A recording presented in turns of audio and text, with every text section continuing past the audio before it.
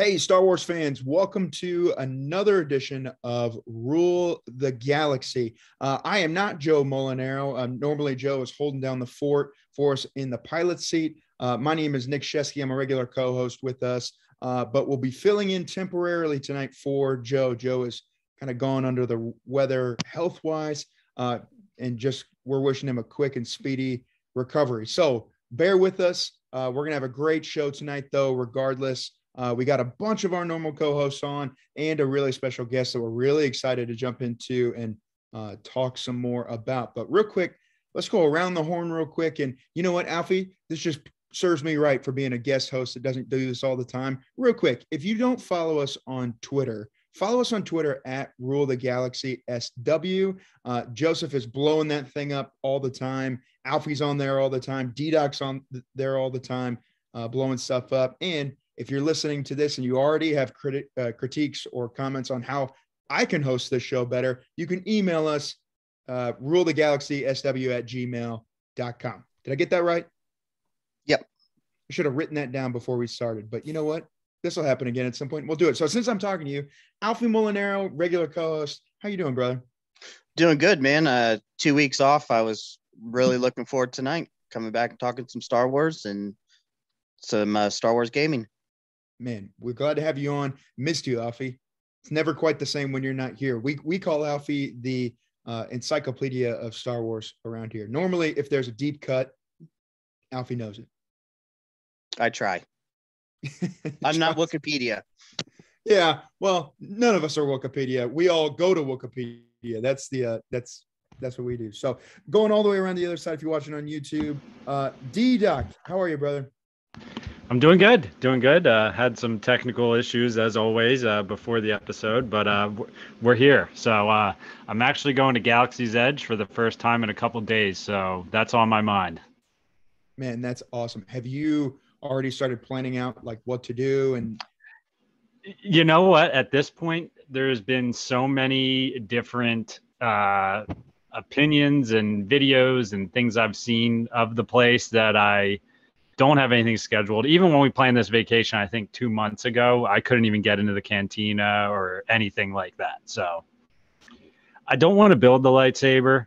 I've seen videos of that, which I wish I have. And I kind of just want to buy one from a character. I don't know. Right. Building Maybe one's that's pretty lame, cool. but I know. I don't know. But I couldn't get in anyway, apparently. So whatever. Maybe I will. It's not that great. You're not missing anything. Yeah, but that's what I'm excited for. We're packing, we're getting ready, and yeah, so that's awesome, man. When you leave in a couple days here, you said? Yeah, leaving Friday morning. So Friday morning we land early and right to Epcot. So I think I'm going to Galaxy's Edge Saturday. Nice, man. Very cool. Well, hope you have a great trip, man, and take lots of pictures for us. I know you'll be tweeting it up all over the place, and take some footage for us just so we can vicariously live through you as you go do that. Hey, tonight we have a very, very special guest with us. If you're on YouTube, if you're on Star Wars Twitter, you've probably seen him reviewing video games at some point. Mr. JJ Lugo is with us tonight. JJ, how are you, sir? I'm doing good. Thank you guys for having me. It's nice to meet you all. Nice to chat in person, besides like Twitter DM and stuff, but it's good to see all of you and hope everyone listening, gets a kick out of this episode. Yeah, man, we are so glad to have you on. Really, we talk about all different things Star Wars, and yet at the same point, Star Wars video games is something that I know. Hang on a second. This is what happens when you stream live and you do this, and then you have your YouTube channel pulled up in the background and it starts playing through my headphones and I can't hear it. All of a sudden I'm like, wait a minute, I don't think he's talking. I can see it. And so we'll have Joey go back and edit that all out. Hey, real quick, while we got you, go ahead and tell everybody where they can find your YouTube channel, what they're searching for when they go to find it. Sure. You can find me at youtube.com/gamerswithgames channel, or you could search on the YouTube search bar, JakeJames Lugo. I'm on there all the time. Every single week, I post up a highly edited, highly produced, highly put together video review, usually of a game, or most of the time it's retro, but I always get into some newer stuff like I did recently. Again, I got to review Halo Infinite not so long ago. I got to do a lot of different games. Very soon, I'm going to be doing Kirby. Kirby and the Forgotten Land. which is coming up on Switch soon at the time of recording this. So hopefully I'm not dating it too much. But I do a lot of gaming content every single week. You're getting at least one high quality video on top of everything else. And if you want to talk about Star Wars gaming content, I reviewed a ton of Star Wars games on the channel. Like even today, because I knew I was coming on this show, I wanted to get one brand new out, which I got to review The Force Unleashed 2. So now I got both reviews for The Force Unleashed 1 and 2 on there for everybody to go check out. So go show it some love if you guys can. Subscribe to the channel. I'm trying to break 10K at some point, so I still got a long way to go, but any little bit of support helps out a ton. Come on, man. That's awesome. Yeah. Well, I'm so excited to get into Star Wars review. I have a million questions. I know these guys do as well too. But JJ, one of the things we like to ask really when it comes down to having guests on is every single one of us has a different Star Wars story, right? So how we got into Star Wars, really what is the part of Star Wars that gets us fired up and what's getting you excited today? Tell us a little bit about just your journey into Star Wars, what that was like and how you got plugged in. So my family is very strong with Star Wars, right? The Force is strong in my family. My point is, okay, my parents were there in 77 in New York, specifically for the opening of the first Star Wars movie down in New York City, technically the boroughs and stuff. So it was like the Bronx when they got to go see it back then. My older brother, 10 years, my senior, had the entire collection of The Empire Strikes Back and the Return of the Jedi toys from Kenner. So unfortunately, the little kid I was back then, I broke some of them, not knowing any better that it would be years later. We had the ATST and I broke the damn legs off the ATST. That was a damn shame. Okay. But my point is that Star Wars is very strong in my family. And I grew up watching the original trilogy on VHS because I was born in 88. And by then, Return of the Jedi had already been out for a number of years, but I was watching the original trilogy on VHS, sometimes bootleg VHSs, because, the copies back then were a big thing, especially up in New York City and in upstate New York as well. But I've been a Star Wars fan my entire life, especially with games, but really the movies. I'm an original trilogy guy. I was there in the theaters for the prequels, of course, like many of us during our generation and some of us younger a little bit too. I saw all the prequels in theaters day one. I went on opening nights with my family to go see every single one of those films. And then also now the sequel trilogy as well. I was opening day every single time a movie was coming out. I credit one of my best movie going experiences to The Force Awakens specifically, even though I love the prequels when I saw them in theaters. But luckily for me, when I was down here in South Florida, I got to go see the opening night in IMAX, and the whole thing with the 501st Legion down here. So we went to that first showing at the Sawgrass Mall. The 501st showed up in force. They were in their outfits. They brought their astromech droids with them, literally. So imagine being in this packed theater, okay? Big popcorn in hand. By the way, we got the toppers for the sodas. So it was like Kylo Ren and all these other stuff, BB-8, et cetera, plus the big popcorn tins on top of that. And you're sitting next to, in the aisles, an R2 unit that's beeping and hanging out with you. Everybody's going nuts. People are dressed up as stormtroopers, as clone troopers, Darth Vader, Boba Fett, Mandalorians. It was such a fun theater going experience. It's not for everybody. I understand that. But for a brand new Star Wars movie, day one, it was the best thing ever. It was hands down the most awesome thing ever.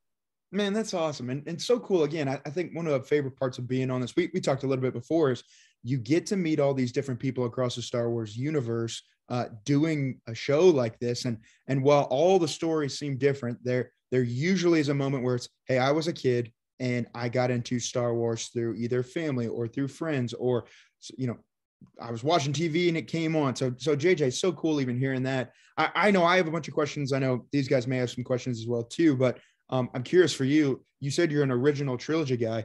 Which of the three rank up as, man, this is my go-to? It's funny you asked that, because my favorite is not the best Star Wars movie of the original trilogy. I think we all can understand that Empire is the best of the original trilogy. And as far as cinematic, masterpieces are, what film, like great film is. For me, I'm a Return of the Jedi fan. Like, I love Return of the Jedi for a couple different reasons. Obviously, Luke Skywalker with the black outfit with his lightsaber. Again, I have my own Return of the Jedi lightsaber behind me here. Like, anybody who listens to audio can't see it, but I have my own Luke Skywalker saber there from episode 6. Like, I love that film.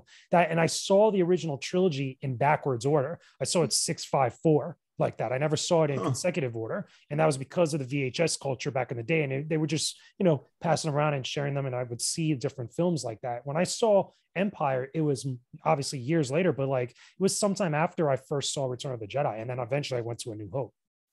Man, that's awesome. That's really, really cool. Okay, so you're doing all these video game reviews as well. I'm jumping all over the place here, guys. So interject as we keep going here. I'm curious from you. I know I play. We talked video games not too long ago, and I said I'm not a huge video game guy, but if it's a Star Wars IP, I'm buying it. Like I don't care. Like I'll spend whatever it needs to be, to play it. Tell us if you had to say, hey, this is my favorite Star Wars video game. What is it and why? Or the best one that you've reviewed, if that's I've easier. reviewed and played a lot. My favorite, I've gone on record many times over the years saying that my favorite was always Shadows of the Empire. And it's for a couple different reasons. Number one, it was the first N64 game that I ever played because I got my N64 on Christmas. And that was one of the games I got on Christmas. I got that and Turok Dinosaur Hunter. And let me tell you something, Star Wars game, I'm in. And it's a brand new story with the original trilogy cast. I'm in. Let's go. Like it was part of that whole multimedia event for Shadows of the Empire, obviously with the book, with the soundtrack, the comics, and obviously the game, which was a huge deal. That specifically, that game is a big deal in history for Star Wars because that was one of the first, if not one of the best at the time, of the renditions for the Battle of Hoth that you could play. This was like post Super Star Wars, obviously post Atari 2600 Star Wars stuff, where those were iconic renditions of that. But this was the one that was fully realized in 3D at the time. That was its best rendition. But I love that. I love obviously the episode 3 Revenge of the Sith game. I reviewed that a couple months ago, actually before the new year. Same thing also with the Jedi Knight, Jedi Outcast, and Jedi Academy games. Those are obviously some of the best lightsaber games for lightsaber combat for some people. Dark Forces, if you want to talk about Doom clones. Like there's a lot to choose from with Star Wars since there's such a vast universe, and especially between that 16 and 32-bit and 64-bit eras leading into the polygonal like PlayStation 1 era type of stuff. There was a cavalcade of games to choose from and styles of games that were really freaking cool. That's good. Guys, what else do you got for JJ? I mean, he with Shadows of the Empire, I mean, it's funny because like how we always ask the question, when did you get into Star Wars? Like my parents are not Star Wars fans. So like, I know it's funny because I have, for the YouTubers, I just unpacked a lot of stuff. That's a box that I had. Or I have my original, I should say, because I have multiple. Yeah. I have my original VHS set sitting behind me on the shelf just because I unpacked a bunch of stuff. I actually unpacked all my PS2 games, which I have my Star Wars one sitting next to me as we keep talking. But yeah, man, Shadows of the Empire. I just remember I didn't have an N64 and my cousin did. And I just remember playing that game, and the soundtrack to that game is freaking amazing too.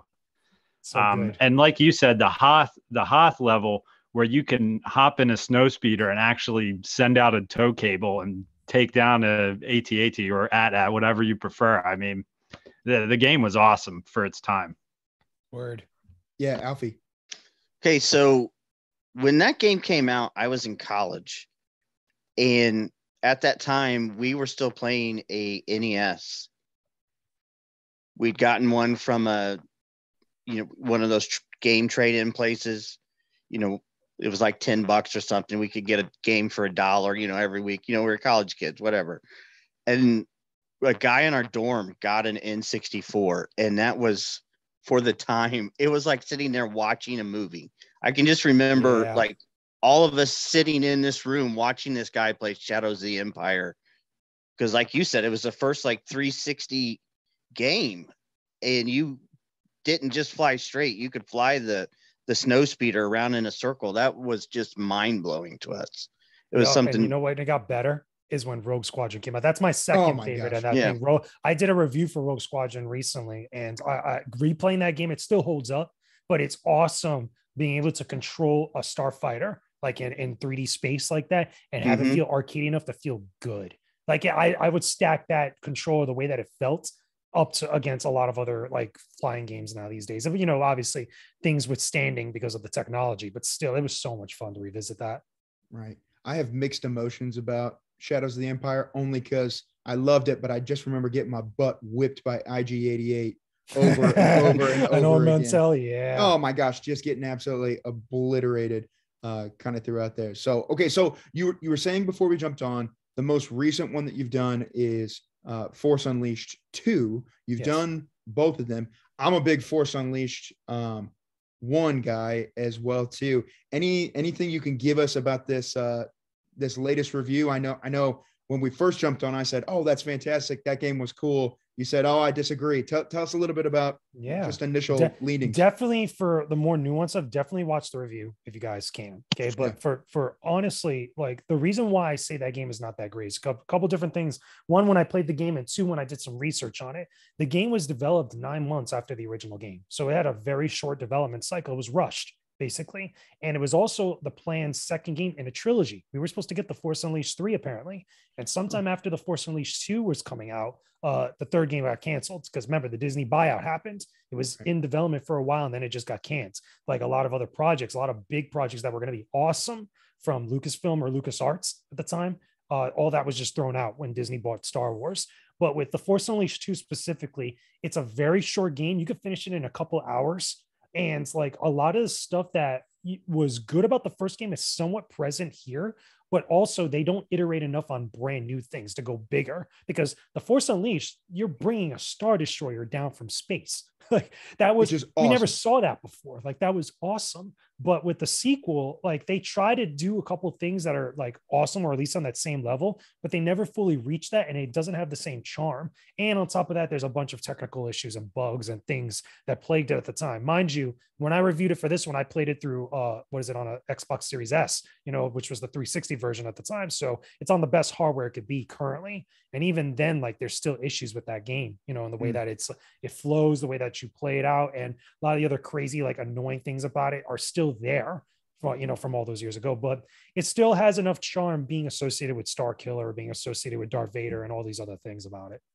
Well, JJ, thank you for indulging us in that. One of the reasons why I was curious in having you tell us a little about that, all of our listeners, you just got a little taste of what the actual YouTube channel is like. For more video games review, please go check out JJ's YouTube channel. Jump in there. I can't personally wait to get in there and just check out some more. And I got a whole playlist of Star Wars. I was going to say, this is going to help me.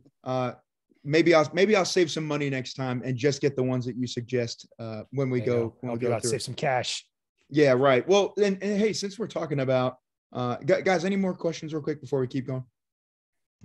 Well, one thing I was going to say was I didn't know that they had a planned third game, because I actually was watching the review of that game. Literally, I watched his review right before we started this, and I was like, damn, I didn't know that they canceled a third game. And kind of, because what's funny is when I played those games, I wasn't I didn't have the patience to watch the cutscenes when I was younger. So like, it's funny. I have the game sitting right next to me right now. Actually, I have the first one sitting next to me right now because I just was pulling out some of my old PS2 stuff. From the PS3 one, that version specifically, the PS2 is a variation of what you got on the PS3, because all the versions of the original Force Unleashed, they have different things about them that each one of them don't all have, including characters, modes, stuff that you could do in them. It's very different. It's weird. It's a weird time back then.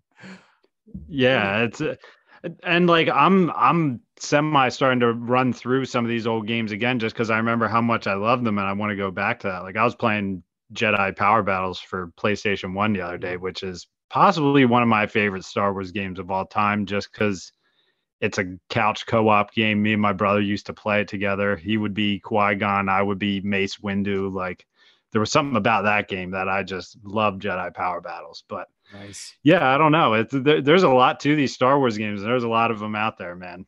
There's a ridiculous amount. Like that's not even counting the Battlefront games, which are some of the best Star Wars games ever. Battlefront 2. I'm talking about the pandemic Battlefronts, not the EA Battlefronts. We're talking PS2 era, PSP era Battlefront. So Battlefront 1 and 2, I reviewed those as well a long time ago. And revisiting Battlefront 2, like after playing, that specific one, like after playing EA's Battlefront, it's a night and day difference. Like you could tell, like a lot of Star Wars fans, if you ever get a chance to like look at those games side by side, you're gonna be like, wow, like we had it pretty good back then. Oh, hijacking ships, flying them into the other ship's hangar, blowing up the inside of the ship. It's awesome. Alfie, you were gonna say something. Yeah, I watched your video today on a Bounty Hunter for the GameCube, and it really took me back because you were going through all the technical, bugs in that game. And I remember being so excited to get that game because, it was a Jango Fett centered, Mandalorian bounty hunter game. and I couldn't get past like the second level because that game was trash. As And far as funny the enough, I played that on GameCube. And the version I played for that review, I played the PS2 re-release for the PS4 on PSN like that. So it's like, it's again, the best hardware you could have it on currently right now. And even then, like there's stuff about it, like little like technical differences between the GameCube version and the PS2 version that they're still like flawed, like they still got problems. But just the idea back then, like after, when episode 2 was coming out, just the idea is like you get to play as this new bounty hunter that's related to Boba in some way. Like there's just a charm about that. Like you get excited. It was a giddy time for us Star Wars fans. Man, well, hey, since we're talking about video games, I know it's not necessarily new news, but I'm curious to get your opinion on it. JJ, since I know we've talked a little bit about it, but Star Wars Eclipse that's coming right now being pushed and or not coming out till 2027, which I personally, we're expecting a baby in about 5 weeks, second baby. And when I hear 2027, thanks, man. When I hear 2027, I feel nauseous in my stomach thinking that kid's going to be 5 by the time that game actually, like we see that and that comes out, which feels forever from now. But the cutscenes cinematic trailer that we got was absolutely gorgeous. Curious, your thoughts, initial response to that. I'm sure you have a video somewhere about. I talked about it. Because that got shown first during the Game Awards, which was last year's Game Awards where they revealed it. That was the big reveal. That was the big one that they showed there throughout that whole show, even though they had other things there that was going on. But with Star Wars Eclipse, it's very complicated because of a couple different things. Obviously, there's the crazy stuff going on with Quantic Dream that everybody's been talking about for like a year or two, if not longer, which I don't think should have a bearing on the reception of the game. I think that sometimes we get a lot of people, both in different communities, especially the greater gaming community, which is like the big umbrella that houses everybody, but also even in the Star Wars community where we let other outside things really take away our perception of what should actually just be the game and how we receive it. Okay. Because that other stuff is still important, but still what matters at the end of the day is how the game turns out. So we shouldn't prejudge it before it comes out. That's one. Two, the problem with that game right now, why it's being pushed back so far, is because they kind of prematurely revealed that. And according to some stories being passed around, they did that in an attempt to get more people to come to the studio. Because obviously, with some of this other stuff going on over here, they wanted to appeal to more people. It's like, hey, we're making a Star Wars game. Come work for us, which is not really the best idea for a number of different reasons. I've spoken to different devs over the last, couple of months about different things like this. And that's not always the best thing, especially when, you're working on one of the biggest IPs on the planet, a big franchise, associated with it anyway. And it's Quantic Dream. So if you know Quantic Dream, they did games like Beyond Two Souls, Heavy Rain, Detroit Become Human. Fun fact, I helped write the guide on IGN for Detroit Become Human. So I know that game enough. So if you know Quantic Dream's backlog, you kind of expect some idea of like what this game is going to be like. But they're talking a very big kind of thing behind the scenes about this game, especially on social media, that it's going to be, action based. It's going to have an open world. There's going to be some multiplayer elements to it. It seems very complicated. It's not easy developing games. So when you're starting to talk about all these things, and then you're talking about pushing the game back like 5 years, like it looks a little weird. It looks a little awkward. So what I do hope, though, is that Quantic Dream at least not only gets the workforce that they need to make this game, but they also kind of temper a lot of things and actually make sure they can realistically make and release a game without just getting everybody hyped up for like a half a decade, because that's ridiculous. Right. Which I'm glad that you use the word premature. We've talked at nauseum on this show before of, keeping stakeholders invested, trying to, get people excited about things that are coming up. We saw it when they did the Disney Plus Day and they did, all the shows, and they said, well, we're going to do, Rangers of the New Republic, and we're going to do the X-Wing movie and, or Rogue Squadron movie. And we've got all this stuff coming, only to, get in pre-production of some of this stuff and go, hey, just kidding, this person got canceled, or just kidding, which if that offended somebody, I apologize. But, whatever. We get in the process of this and it's not going to be a thing anymore. And as a fan, Alfie has said it before, I think it's so good. Until I see the trailer, I don't believe that it's actually going to happen. Am I right on that, Alfie? That's a fair stance. I'm like that with games. I'm the exact same way, because you hear a lot of rumors, especially in the games industry amongst different companies. The bigger the company, there's more rumors about them all the time like that. I'm like, listen, unless they come out and tell me something like in a press release, or they reveal it on Twitter, or they put out a trailer, I don't believe nothing out here. Like it's a fair thing to take, or it's a fair stance to take. Yeah, Alfie. Since we're talking video games, I will make an amendment to that belief by myself. Video game wise, I don't believe it's coming until I see a actual gameplay trailer. The cinematic trailer is one thing. I want until you release that 8-minute video of this is the actual in-game, playability. I don't believe it's coming. I think that's fair for hype. Like I've been, because again, going to places like E3 and stuff, you get to see stuff like in its earlier stages when it's first shown. So it's usually just what's called a sizzle reel, which is usually just like a concept trailer or just CG of what this game's going to look like. So you see a lot of that stuff. But when it comes to like actually getting like really hyped for it, then yeah, I'm down with you on that one. Because when you see the gameplay, you're like, okay, now it's gotten past the preliminary stages. It's coming out soon. Right. Well, and I'm curious with that too, like with these cinematic trailers. Again, JJ, you got to help me with this because I know some of it, but I don't know all of it. So like the new, what is it? Old Republic or the cinematic Republic. Yeah, the Senate or the what's the new cinematic trailer that just came out that we just MMO? all that we just all lost our minds over. That's the Old Republic. That's the DLC. Old Republic. Yeah. Which looks beautiful. I've talked to a couple of Star Wars people already that they watched that. They got so hyped, but didn't know the difference between cinematic trailer and like actual gameplay. So they're watching that and they're like, this is going to be the coolest video game ever. And I'm like, oh, hold on a second. Have you ever played Old Republic before? Yeah. And they're like, no, I don't think I have. And you're like, just pump the brakes there for a second, pal. It's beautiful. It looks nothing like what you're thinking it's going to look like. Yeah, it's just, that's at that point, that's just someone that just doesn't know, and you got to understand, like a lot of us that are invested in Star Wars, invested in games, invested in entertainment and pop culture, we always seem to forget because we're so isolated on social media at times that there's other people out there that aren't a part of this, that are not inside this bubble or this umbrella. So they don't know any better. And it's not because they're stupid or not because they're dumb. It's just that they're not exposed to it as much as we are. We're kind of in tune. We're in line with what's going on. Right now, they're not. So when they see something like that and it looks good to them, understandably so, that was a dope trailer, they're going to think like, oh, this is going to be amazing. When they get the game, they're just going to be like, oh, this was not what it looks like. But, understand a lot of those trailers, either it's a story thing to kind of get people hyped up, or it's a concept, which is like, look, this is the type of vibe and this is the type of, feel we're going for this universe that we're constructing, or at least borrowing elements from this franchise to be like that. That's the same thing you could say about Star Wars Eclipse. You could say the same thing about that when the EA Battlefront games were coming out. Like, even though those games still look just as good as those trailers like that, it's still the same vibe. It's still the same thing. Right.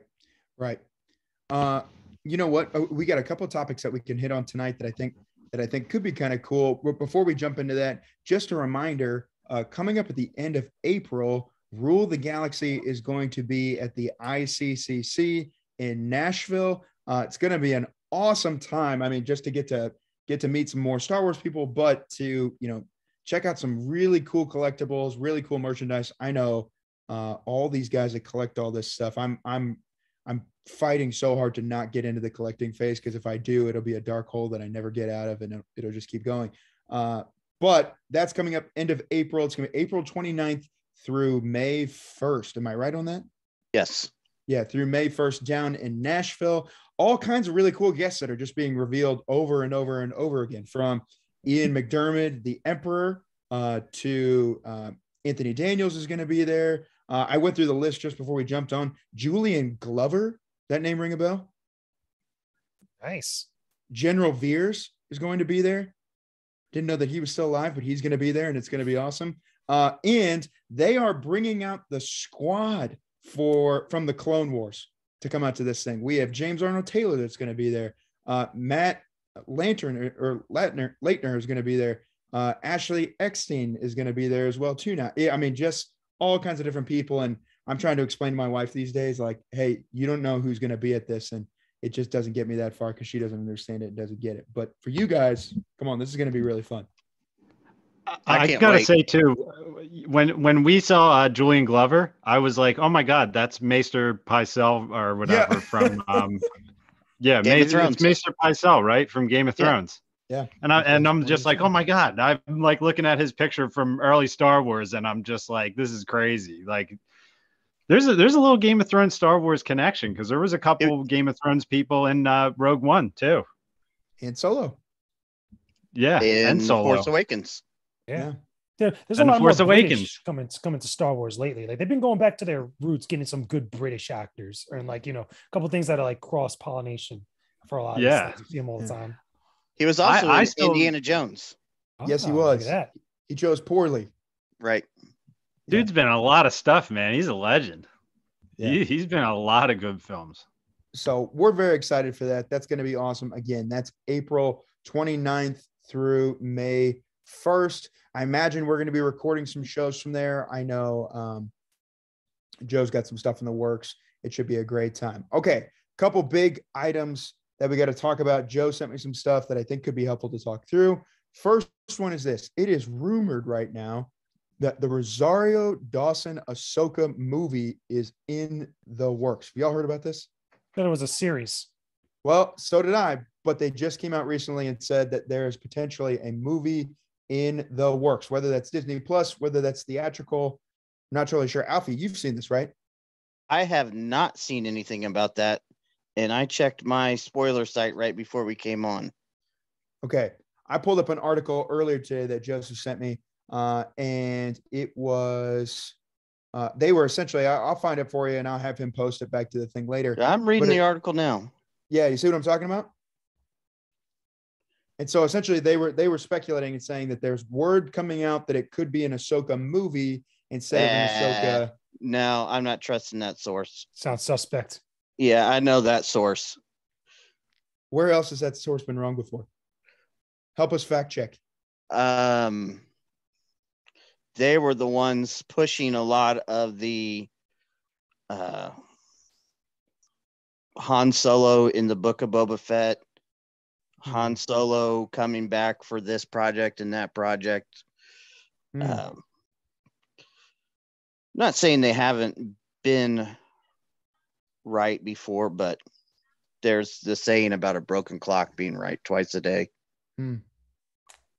If Alfie's skeptical about the source of information, seeing as that Alfie lives on the internet, I will look into it and see if I find it mentioned anywhere else. Please look into it. Search some more for us. Since we're talking about the Ahsoka show, though, I've been sitting here and I've been thinking about this Ahsoka show that's coming. We don't know when it's coming yet, but we know, true or false, they've started at least something on it. No, not that I know of. I mean, because remember, they've still been doing stuff, obviously, for Obi-Wan. They've been doing stuff for Mando season 3. Remember, they're also got Andor already. I know Andor's coming. That's coming sometime soon too. And keep in mind, there's other shows besides Ahsoka, which I think after all these that are dropping sometime within the next year or two, then I feel like we're going to start getting stuff for Ahsoka. But then we got Lando. It's another thing that they got to deal with. They got the, what was it? Not the droids. There was another show that was like a kiddie thing that they were going to do at some point that they revealed during that whole Disney Plus day. That was like part of all like the shows. It was like some other random thing. Right. The droids. Was it droids? I think it was droids. A Star Wars story. Something like that. Yeah, I think that one's supposed to be animated. Yeah, that I remember. All right. Which just got a Twitter account this week. So did Andor. Oh. There's a locked Kenobi account. Yeah. And there's now also a locked Andor Androids account. Okay. Good to know. We'll have to go follow that as well. Okay, so we'll table Ahsoka for now. Alfie, if you find anything on that, if you think it's full of crap, you can tell Joseph it's full of crap and that he needs to fact check his stuff before he sends it over. Okay. Hey, a couple other things that came on. Just released March 15th. Tickets come on sale for Star Wars Celebration. You see this? Yes. Okay. How fast are those going to go? Well, I hate to be the Debbie Downer here, but with $6 a gallon gas, a trip to Anaheim, for a lot of people is going to be kind of out of the question. However, though, this is the same fan base that is losing their minds about a $6,000 2-night stay at the Galactic Star Cruiser. Like, is money an object at this point for people? Star Wars Celebration's back after however long, and we've got people back together and we're coming back together. To me, I feel like again, like I'm all about Star Wars. I love this kind of thing. I think those things would be sold out before I'd even have the forethought to get on the internet and check it out. Here's a question I have about this. Like, didn't they also want me to do something for all the people that were supposed to go? I think it's the previous celebration that got canceled or something like that. Because I know there was a lot of events over the course of the pandemic that they had to cancel, and there was like either rolling over to whenever they get finally able to do it, or they give them like full refunds or something like that. Yeah, you know what? I remember reading something about it. Yeah, because I remember hearing about it. Like somebody mentioned it to me. I'm like, well, that makes sense, because if you spend all that money and it's like they can't throw it, and it's not really anybody's fault because of this thing happening, like how are you going to compensate those people that dived in on that? Like it just would make sense. Right. And does that affect tickets that are available Exactly. because all those people are already in queue and in line to jump in and come grab that? Man, interesting. I don't know. D-Doc, were you going to be in line to go buy those tickets? And D-Doc is frozen. Okay. I thought he was just really deep in me thought. too. Right. He's really contemplating interested to this. how I'm gonna make it happen and how I'm gonna get He's those. thinking like, oh, Star Wars celebration tickets. How can I get this done? You sell all those games that you got next to you. What Kessel Run do I need to do in order to get these damn tickets?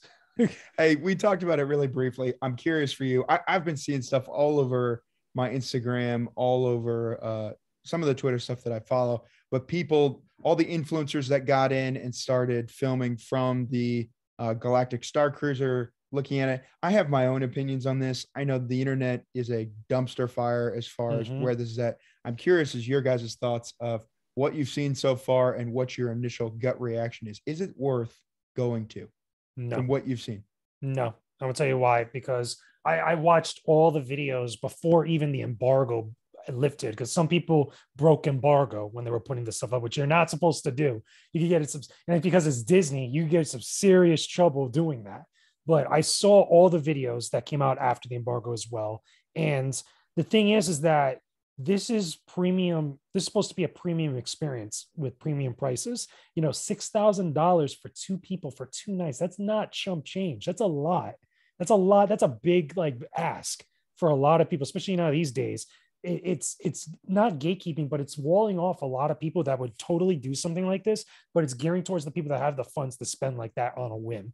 And I felt from watching all the videos, especially from the performances, the choreography with the fights and stuff, the food, apparently, even though I heard some of the food is like pretty good, but even the living situations, like with the hotel stuff, and the fact that you're constantly kind of rushed throughout those 2 days, that is not, if I'm paying $6,000, you're not rushing me. Like I'm doing my own thing. I'm going to go do my own stuff. If I don't want to engage with them, I don't have to. Like, you're not going to do that to me. Like, it's just something that I feel like a lot of people probably feel the very same thing. And there's a lot of different things being thrown on both sides on the internet. But the main thing is like, who really wants to pay $6,000 for a glorified ARG? When you really think about it. It's a really good point. Alfie, what do you think, man? And we've talked about this a lot on our chat. And I'm not overly negative. I want to be excited about this. I want them to make me want to go. And I have yet to see anything that really makes it like a Star Wars experience other than, you know, the Rey and Kylo fight. But that didn't look like anything I hadn't seen at Galaxy's Edge already. I heard something about this too. There's no John Williams music in this thing at all. Straight up. And mind you, keep in mind, and I heard the same thing about Galaxy's Edge, there's no John Williams music. How are you going to have Star Wars without the GOAT known as John Williams' music? Like, and they're getting him back for Kenobi. He's doing Kenobi's theme for the series. So what's the problem? Like, Disney owns Star Wars at this point. What is the problem? People love Star Wars music. Why would you not have that in a Star Wars centric or themed land? It's crazy. I was literally just talking about the same thing with someone in another meeting I had a couple of days ago, and they were thinking about going to Galaxy's Edge, but this type of stuff is like really walling them off from going, because it's like, how am I going to feel like if I'm in a Star Wars land and I'm not hearing like some of that classic background music that you hear from the movies? Like, why? Like, that is just crazy to me. That was one of my complaints. I've been to Galaxy's Edge twice, and I really liked it. I enjoyed it. It's a spectacle.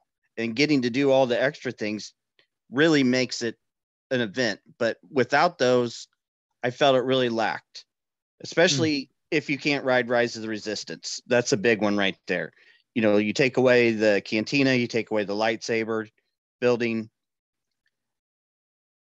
And like you're saying without the John Williams music, that was my complaint was, yes, this is a fictional city in Star Wars. I get that.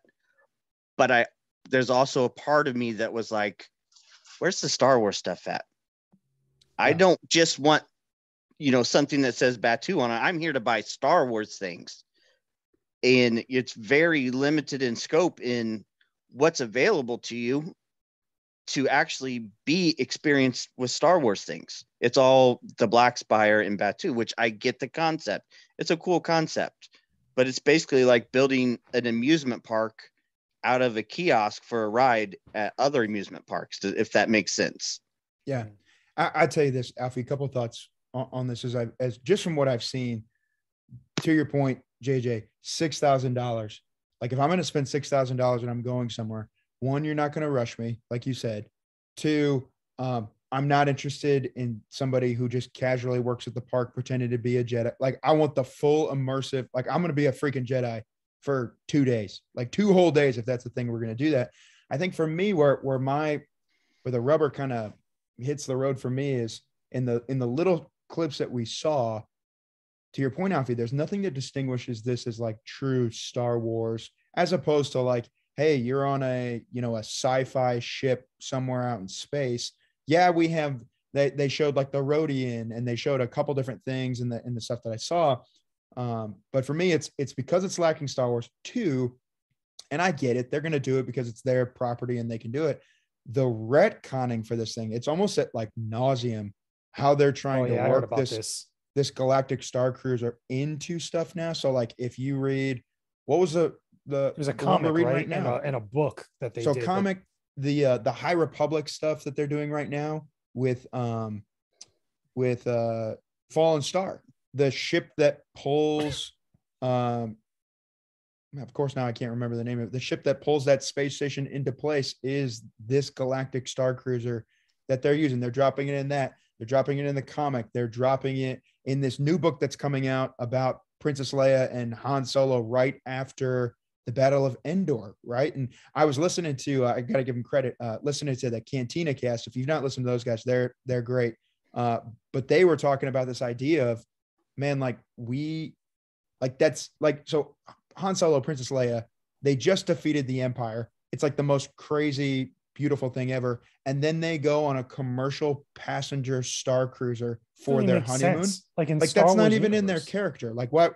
You have the Millennium Falcon. Why would you not go back to Yavin or go to Naboo? Like, yeah. And Here's the thing. There's a book called the Courtship of Princess Leia, which I know a lot of people have issues with apparently and stuff, but like, there's a lot of stuff in there. It just feels dirty. Almost how they're kind of like, putting this thing's like, oh, you got to go see it. It was related to all this stuff that, it's like, come on, like, we're not stupid. Star Wars fans are not stupid. Like, and it's just one of those things that just does not feel good. Yeah. Alfie, go for it. One of the things, okay, 2 quick points that really bothered me about it so far. When I watched the videos, the rooms and everything being enclosed really gave me anxiety, a real feeling of claustrophobia. I don't know if I could deal with that for 2 days being inside. On an actual cruise, you can go outside. There's pools. There's, the above deck. I don't know if I could be inside that enclosed in that small of a room for 2 days. And then kind of what we're talking about here with the Princess Leia and Han Solo. If this is being retconned into the story, why when Rey and Kylo Ren fight, does he have his mask? Exactly. That was something a lot of people brought that up, and it's like, okay, we're just ignoring continuity now, like because he doesn't have his mask between 8 and 9, and this is when the Halcyon whole scenario is supposed to take place. And by the way, it's not broken, which is the other thing too. It's not a broken version of it. It's like, come on, like you're not even following your own movies. Interesting. Yeah. I looked into it, and for us, it would be $12,000 to go. 2 adults. That's a big ask. 2 adults. I would basically have to get another adult to go with us because we would have to have 2 rooms. So it'd be 3 adults, 3 kids. And that's insane. We haven't gone on it yet, but because of the pandemic, we kept pushing it back. We scheduled a 9-day Disney vacation at the Art of Animation, Disney Resort, and with 6 days tickets, flights, food, everything, it was less than, it was 3/4 of that price. Wow. That's insane. You could go on a throw cruise. a rock at him there. Say that again, D-Dot. Can you guys hear me? Am I screwed up? Yeah, we hear you. I said I'll throw a we can rock hear you, at the. I said I'll throw a rock at the Star Cruiser in a couple of days. Yeah, all right? Yeah. You're all messed up. That's so Poor expensive. D-Duck, man. Like, it's such a big ask. Like, I've heard people talk about stuff similar to that. If you do the math, you could literally go to like a really nice hotel in Disney and stay there for multiple days, get character breakfasts, probably get everything at Galaxy's Edge for like a fraction of the price for the Galactic Star Cruiser. That's nuts to me. Like somebody over there on the Disney, like, grouping or people that were making decisions like that board or whatever, clearly wasn't doing the right math. Like, because when you really think about it, it's like, it's a damn shame when people that are just on the outside looking in could spot that easily. Right. Well, that's like 4 times the cost of a 7-day Bahamas cruise. That's insane. And I don't have to watch some lady who's pretending to be a Twi'lek sing a song in some weird bar. I can go to a real good show on a Bahamas cruise and just, There's like 13 restaurants on our boat. Right. Let me ask you all something. 25 different bars. Let me ask you this, because somebody else I know that was talking about it with me brought this up. Is like, the fact that this is just focused on the sequels, okay, which I don't mind, I get it. And that's what Galaxy's Edge is for the most part. When we really think about it, if you're paying this premium price, more than likely it's going to be the diehard Star Wars fans that are probably the ones that have a lot of money to spend, which are more than likely probably people that have been with this franchise for 40 plus years, like that, or at least around 40 years, because Star Wars has been around for a long time. The thing is that why would you not try to implement other aspects of the different eras from Star Wars to appeal to people to get in there to spend money? Like, imagine if they did like a whole thing, like a certain month is all original trilogy themes, or maybe Mandalorian themes. So you get to have people dressed up in Mando armor, or maybe Boba Fett comes to hang out with all of you in the cantina while you're having dinner or having drinks. Or maybe you get to hang out and Jabba the Hutt is there talking smack, maybe having like people dances. There's ideas that you could do to mess with this. And it feels like there's just leaving money on the table like that. Yeah, Alfie. So we went to Disney the first time before Galaxy's Edge. It was being built. And it was right when we were there at Hollywood Studios, Rogue One came out on Blu-ray that day. So that's kind of a time frame. That to me was 100 times better than Galaxy's Edge.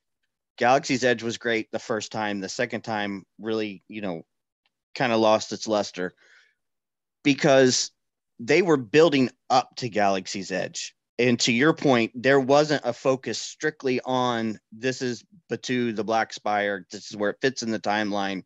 Everything is shoehorned into this. It was just, hey, you like Star Wars? We just bought Star Wars. Here's a buttload of Star Wars stuff. Do you like Star Wars t-shirts? You like sweatshirts? Hey, you kids, do you like Star Wars toys? Look at all this stuff to buy. All the characters were out. It was just Star Wars to the max, trying to get you excited for what was to come later. And to me, that, like you're saying, growing up with the original trilogy, then the prequels and the sequels, that amount of original trilogy stuff appealed to me a lot more than it did going to Galaxy's Edge. Especially being when you go there and you're like, we talk about this all the time, buying Star Wars figures. When you go to Galaxy's Edge, it's like, well, where are the Star Wars toys at? I brought my kids here and we're all Star Wars nuts. Do you have any Star Wars toys? I mean, yes, they do, but not like, I guess you would, we still always have that image of like Toys R Us back when we were kids, and the full shelves of just Star Wars toys. Yeah. That's kind of what you expect. For me, it was the action fleet, because I used to get a lot of Star Wars toys like that because I love the commercials from the Micro Machines action fleet, besides also the Power of the Force toys and stuff, because I think we all had that at some point. But the action fleet to me was like, you had the ships and they were like action size. It was dope. It was fun. So awesome. Those were the days where I would go with my mom to the store and I'd say, okay, I'll see you in about a half an hour. I'm going to walk over, and I would always end up back with some sort of Star Wars something because it was on the shelf. And you could do it. And see, the first time we went to Disney, all the stores were like that. But now when it's Galaxy's Edge, everything is catered to fit kind of in that time frame. Interesting. Well, so let me ask you this. I'm curious in this. It's all based towards the sequels.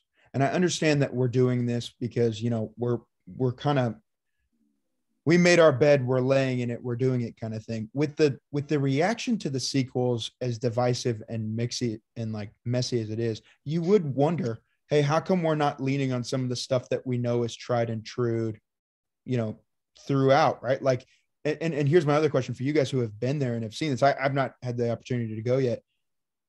Is it just, hey, we can't my big thing is, we get stuck in, like, I want to go, but I may not get to do this, or I may not get to do this, or I may not get to do this. Is it a volume number of like how many people we're allowing in? Is it just scale? Like, we've just not built this thing to the size yet where like we have like what you're talking about, JJ, where like we have Jabba's palace over here and you can do like, do we just not have enough stuff? Is that why you see that, or what is it? So from what I know, because I haven't gone to Galaxy's Edge yet, but I did read and watch a lot of stuff from people that have talked about this.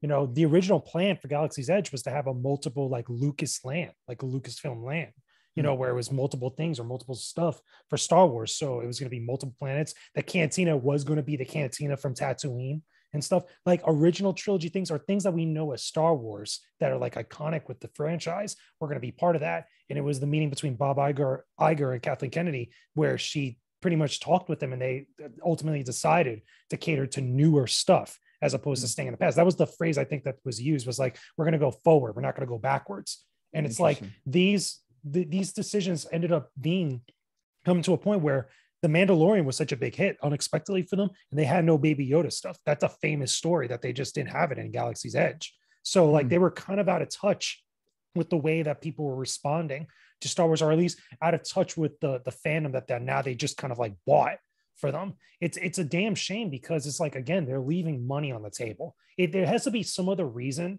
Us as fans, like all over the place, just don't know, because we're not privy to all the information that Disney has, where it just has it where they're just not doing it. Because I refuse to believe it was just solely that.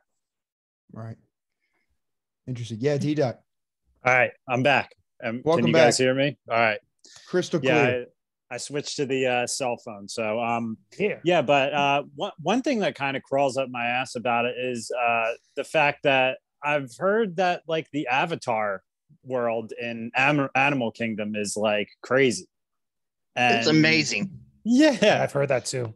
So like you've got Avatar, where they're like, there's going to be like 7 Avatar movies coming out in the future, but it's like, okay, there was one Avatar movie, and like honestly, if that was all they ever made of Avatar, people probably would have been cool with it. Like, and you have Star Wars, and like you were saying, like I could hear you guys earlier, my computer was screwed up, but like exactly what JJ was saying about the fact, like, man, that was a great idea. Have like certain times where you have Mando, where you have Boba Fett, original trilogy people in there. But I think it's just the fact that Disney says, we created this sequel trilogy. This hotel is nothing but sequel trilogy. And I just think that's their view on it. Well, and like when I was there, and there's been a few years, so it could have changed. But like you were saying, JJ, there was not any Baby Yoda stuff at Galaxy's Edge. You had to go to another section of the park that wasn't associated with that Star Wars section to find Baby Yoda stuff. That's crazy. Because they wanted to be immersive. Yes. And that's from what I've read, that's why there was an idea for a while of Mando walking around and, R2 and Chopper, maybe some other characters, but they don't fit into that timeline. That they've made that part of the park canon. So you can't just add things to it. It's crazy. I mean, really, you could do whatever you want. You own it. But Yeah, exactly. that's Like I just their don't approach think they to it. understand what they have, or at least understand fully the scope of what they could do. Or there's people that do, but the ones that are making the final decision, I just don't think that they're making good ones, with a lot of Like this I stuff. bought more actual Star Wars stuff outside of Galaxy's Edge because at the other shops at Hollywood Studios, they had more like original trilogy t-shirts or, Han Solo, Boba Fett, hey, here's the Star Wars 1977 poster on a sweatshirt. They didn't necessarily have that at Galaxy's Edge because everything, like I said, it's like a giant amusement park built. You go to Kings Island or somewhere and you get off a ride and they got that one little section with like the King Cobra sweatshirts and hats and stuff. It's like a whole amusement park that at another amusement park would be a kiosk, if that makes sense. Right. That makes sense. Well, okay, so let me pivot this because I'm curious. We've talked before on the show about, the sequels aren't for everybody. Everybody's Star Wars looks different. I'm a child of the prequels, right? I grew up in that. And to me, one fun piece, we'll talk about it on other shows later. Joe sent this to me. Attack of the Clones, which is arguably the movie that I saw the most in theaters because that was just the time that I was in, when it was really real for me and felt amazing, turns 20 years old this year in May, which if you don't feel old yet, you should feel old just from that feel right old. there. Yeah, if I felt that one. Yeah, 20 years in May. But arguably people who had beef with the prequels would say, hey, an animated series like the Clone Wars really helped piece together, give us a little bit more backstory, gave us some more affinity. And by the time you have season 7 of the Clone Wars come out, it's amazing, right? And there's all this hype and there's all these people that are bought into it. And even people that didn't watch Clone Wars are now going back through at the arrival of Disney Plus and watching it. Same could be said with Rebels, which we're celebrating a couple of things today. One of them being it was 4 years ago from March 5th that Rebels ran its last episode. So it's been 4 years since that came out. And that has aged beautifully as well, too, and just brought even more people back into the fold of how awesome the original trilogy is, based on what we saw in the sequels. And I know we've talked about it a little bit, but I'm curious, just since we have time going into it a little bit deeper tonight, would an animated sequel show help do what Clone Wars did for the prequels? You know what I'm saying? Like would that help in your mind piece together? And what would it take in your mind for an animated show to help get you there with the sequels to go, oh, well, now I get this and it's awesome. So then when I go to Galaxy's Edge and I go to Batuu, I'm obviously going to go, but it helps bring it together and stoke some love. I got a good answer for that. Like that, they actually tried to do that. Remember, Star Wars Resistance was a thing, and not a lot of people watched it. Not a lot of people cared to watch it. And I think that people are kind of wrong with that because it was a long time before we got that CG Clone Wars show. The one that really kind of complemented what was going on from Attack of the Clones, especially towards Revenge of the Sith, was the Aronofsky show for Clone Wars, the one that was on Cartoon Network, the 2D one. Mm-hmm. Done by the same people as Aronofsky. For anybody that doesn't know, he did Samurai Jack. That's why it looks like that. And that got people hyped up again for Star Wars, even though they had their issues with the movies and stuff. I think the problem is that there's been such a bad vibe with the discussion of the sequel trilogy. I don't think it's just the movies themselves, which again, it's a very subjective thing. I have my own thoughts and everybody has their own thoughts with it.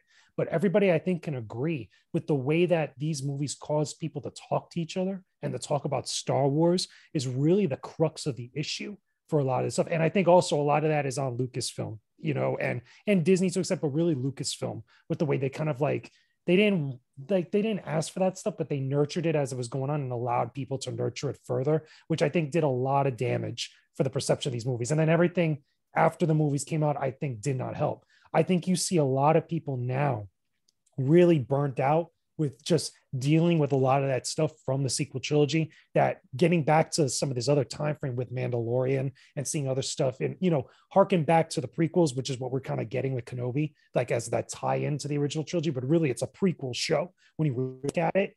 I think it's just a breath of fresh air for them. And I think it's going to be a lot longer before there's a lot more people that want to revisit the sequels trilogy. I mean, Alfie? Totally agree with that because I don't enjoy at all talking about the sequels, and that has nothing to do with the movies themselves. It's just that that bitterness, that visceral from people that either just, you just can't have a discussion about it without people just going nuclear. And I don't understand that. I mean, I went through the prequel stuff. I remember what it was like. And there was a lot of dislike, a lot of hate towards Attack of the Clones and the Phantom Menace. But to me, what really helped me more than the shows was listening to the commentary from George Lucas and the people that worked on it. That dialogue between Anakin and Padme in Attack of the Clones is just terrible. But after listening and kind of getting where we were going with this, what we were trying for, it still doesn't hit right with me, but I understand it more. And I think if I would take the time and look into some of that behind the scenes stuff on the sequels, I may feel a little bit differently. But like you said, JJ, that I'm so wore out, and I don't want to have any of that. If I, have the desire to watch a movie, I just want to watch it and enjoy it. I don't want to have any discussions anymore. I'm burnt out on it. Yeah, and honestly, I think that part of what Alfie's saying, I mean, I think that's one of the reasons why I enjoy Okairo, who's been on our show so much, is he has a very good way of talking about what was good about the sequel trilogies and what issues he had with it, without like someone wanted to kill you over it, basically, because there is a faction of people where you can't say anything bad about them at all, or you are the problem with Star Wars. And it's like, I have my issues with it, but I got a damn BB-8 sitting behind me. I've got Rey's figure sitting behind me. I got Kylo Ren. I mean, there's a lot that I enjoyed about it. And could an animated series help it? Probably. But everybody who wants to hate on it is going to be sitting there waiting to hate on it. And everybody wants to love it is going to be sitting there wanting to love it. And they're going to be ready to battle, basically. Like, because I think it just would have helped them if they chose one director for all three movies. Then one person could answer for all of this, because no matter whatever happens, everyone will always say Rian Johnson was in the middle of it and changed what it was supposed to be. And there's nothing we can do to change that. So we just have to accept it. Something interesting that I'm hearing, Alfie, you talked about, when the prequels came out, there was hate, but you could at least converse about it, right? Like you could at least have conversation about it. What I'm wondering is this a greater, and again, without divulging too much into the Twitter sphere, because I partially don't care because this may be the last show I host off of how this one's gone so far anyway. But like when it comes down to it, is this a bigger narrative on culture than it is to the actual Star Wars movie? Like when somebody said, I can't remember who it was on here, said, we can't talk about it without it exploding into something else. And I'm sitting here going, I can think of about 4 or 5 other hot topics right now that you can't talk about. Well, that's the thing. Culture. It's funny you say that, because it's not the fandoms or fans' fault for it being like that. It's solely on Lucasfilm. And the reason why I say it, I've said it for years since the sequel trilogy ended, or not years, but like a while since the sequel trilogy ended, is because they fed into that type of stuff. They allowed certain people, especially those representing Lucasfilm, to go out there and talk like that to fans, and it's not necessarily because, let's be honest, like there are certain bad aspects of every type of fandom. Look, I'm a gamer. I've been a gamer my whole life.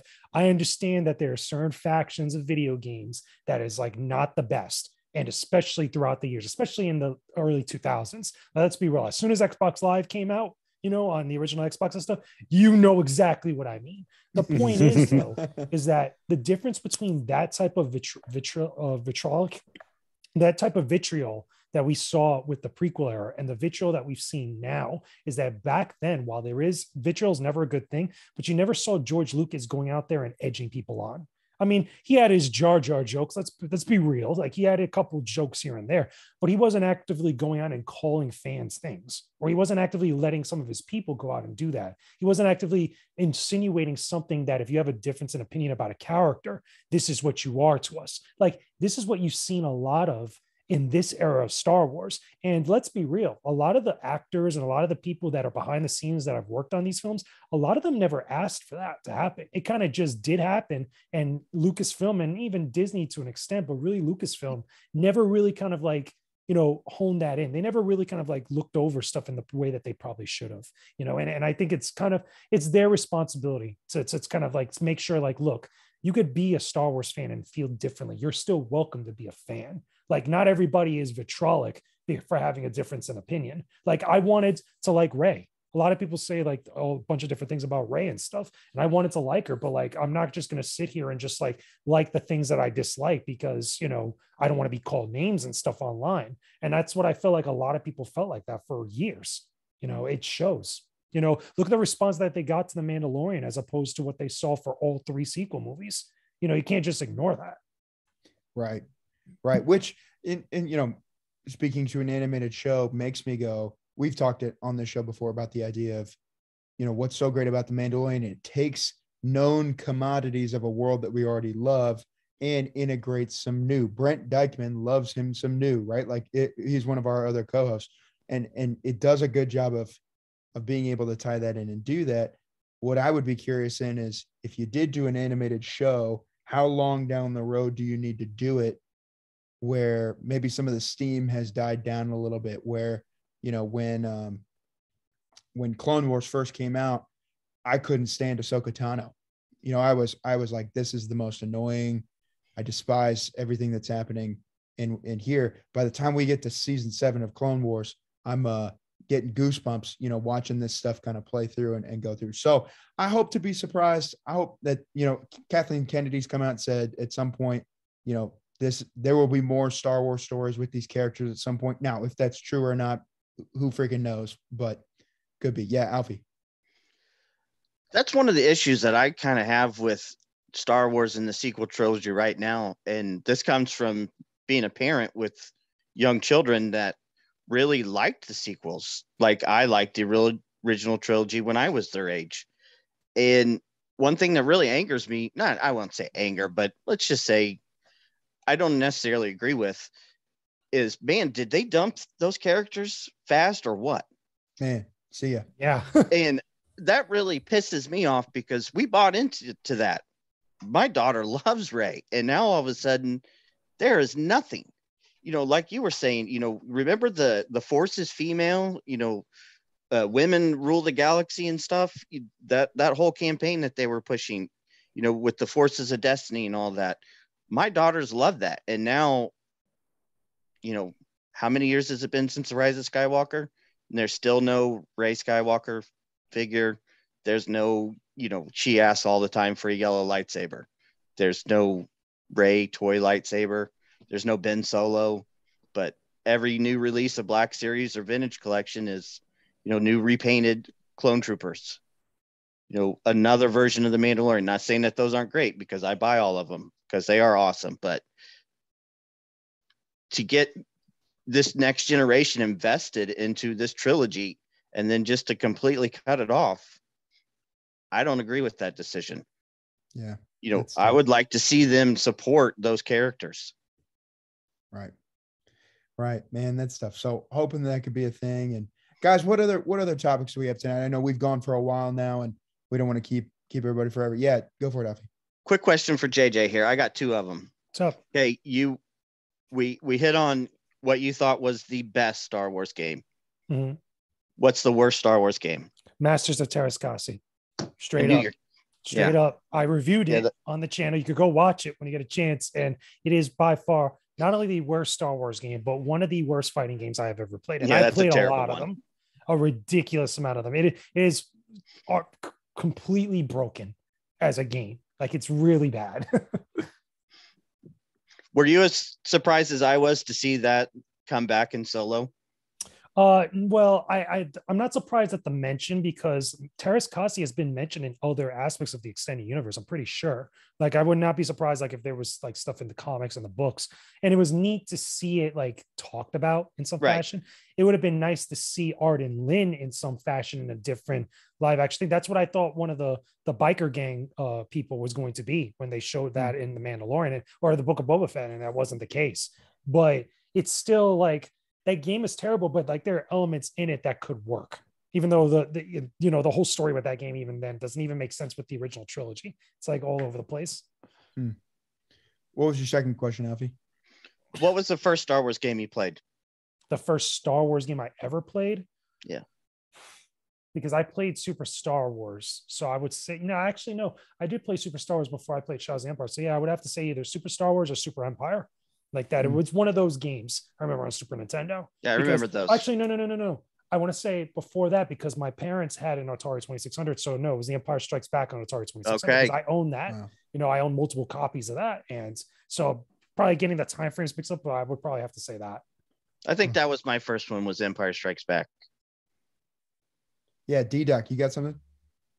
Yeah, number one, what do you think about Star Wars I bought that Starfighter? not too long ago. I got a retro gaming store that I go to, and I bought that, and I bought Jedi Starfighter, as a pack. So I have them all. I have all the PS2 Star Wars games, I think, currently right now. This game, I remember when I got this, just being the first level playing as the N1 Starfighter. Man, it was just awesome. I mean, I was a pod racer guy. Like, I remember I used to go to my mom go to the stores with my mom to like Boscov's, because they would have the N64 set up in the store and it always had pod racer on it. And if another on that recently, that you got to play pod racer. Yeah, like if there was another kid at it, I would just kind of like lurk like in the corner of the clothes section, like waiting for him to like for his mom to come over and like pull him off, because I only had PS1 and which this Power Battles is one of my favorites. Have you ever played Jedi Power Battles? Played Power Battles. If you want a real obscure one, Star Wars Demolition on the PS1 as well. I did a review on that too. And I remember that game. All the PS1 Star Wars games, funny enough, kind of look the same with the way that they just, even though they're different style of games and stuff. But I played Jedi Power Battles and I played the episode 1 game very briefly. I never finished them because again, they were just kind of like whatever games at the time for me. But I recently did a video on Demolition, and that was like, again, if you like Twisted Metal, but like imagine a diet version of Twisted Metal with Star Wars characters. It's pretty funny. That's what I was going to say. From what I remember, that was like the Star Wars Twisted Metal version. I remember when that was out. But yeah, Jedi Power Battles, though, man, give it a shot for a review in the future, because like that game is just, in my opinion, it's wonky because it's PS1, but for a PS1 game, it's damn good. I was just playing it the other night. I feel like Power Battles, if it wasn't for that, we wouldn't have gone the episode 3 game the way we did. I feel like because episode 3 game is almost exactly like what you got with Power Battles, just different approach and better graphics, obviously. The episode 3 game is phenomenal. That game has problems too. It has a ton of problems. I get it. I'm again, sentimental value that I hold on to. Fantastic. Everybody was hyped to that game. Everybody had that before the movie came out, which was great. That's exactly right. That's exactly right. Very cool. Well, guys, we've been going for a while tonight. JJ, thank you so much for being on with us tonight. Yeah, Alfie, you got something else? Oh, no, I just have an armrest right here. Oh, gotcha. Okay. I want to make sure. Thank you so much for being on with us tonight, JJ. One more time, give it to everybody where they can follow you on Twitter, where they can find you on YouTube, just so everybody can find you. Yeah, sure. Again, I appreciate you guys having me on. If you guys that are listening to this now or watching this, you guys want to know about my stuff and you want to check out some of my content, again, weekly gaming content I put up on my YouTube channel, youtube.com/gamerswithgains channel, or just search Jake James Lugo in the search box on YouTube. You can follow me at Jake James Lugo on Twitter. I'm always posting stuff on there every single day, new video stuff, gaming related things I talk about, because I review a lot of games, get to talk about a lot of game stuff, not just Star Wars, but also patreon.com/Jake James Lugo. That's where I put up exclusive stuff, including podcasts, exclusive videos, and a whole bunch of other things. And also Instagram at Jake James Lugo and TikTok at Jake James Lugo. I post up a lot of stuff all over the place. So check it out, sub to the YouTube channel, show some love, and let me know if you enjoy it. Fantastic. Fantastic. Well, hey, as we get ready to close out tonight, I do want to give 2 shout outs. One, celebrating today that when we're recording this, it is International Women's Day today. If you are a woman that's listening to our podcast, we just are really grateful for you guys. And we're super grateful to have you be a part of our larger Star Wars universe together. Thanks for listening and making this happen. The second one is this. Oh, and while we're talking about International Women's Day, big shout out to all of our wives who let us get on this podcast and come, take some time away and come do that. They're not going to listen to that anyway, but just in case they ever do, they'll know that we appreciate them, and that's the thing. 2, happy birthday to Mr. Freddie Prince Jr. today, our very own beloved Kane and Jarris. I know he may be listening. So, hey, happy birthday to you. Hope you have a great day. May the force be with you. As always, Alfie, D-Doc, thanks for jumping on tonight. Again, I don't normally sit in the pilot seat. So if you're listening to this week and you're like, man, that was really great, y'all should listen to next week because Joseph's going to be back and it's going to be even better. And if you listen to tonight, you're like, that was not great, you should listen to next week because Joseph's going to be back and it's going to be better. And it'll be a great show. Alfie. One real quick thing I forgot to ask earlier, but JJ, will you be doing a video on the upcoming Lego game? Yes, of course. I'm waiting. I got on pre-order. I'm waiting to get that. I saw that game at E3 early with the media. So I've been waiting on that one for quite a while. All the DLC that came out yesterday, I was pretty hyped about that. It's excellent. Well, cool. Hey, thank you everyone who's listened all the way to this point. Again, reminder, you can follow us on Twitter at Rule the Galaxy SW. Shoot us some emails. Let us know what your favorite Star Wars video games are. We'd love to get this over to JJ as well, to give him some feedback on this as well. You can email us at ruletheGalaxySW@gmail.com. Again, thanks so much for listening tonight. And until next time, may the force be with you.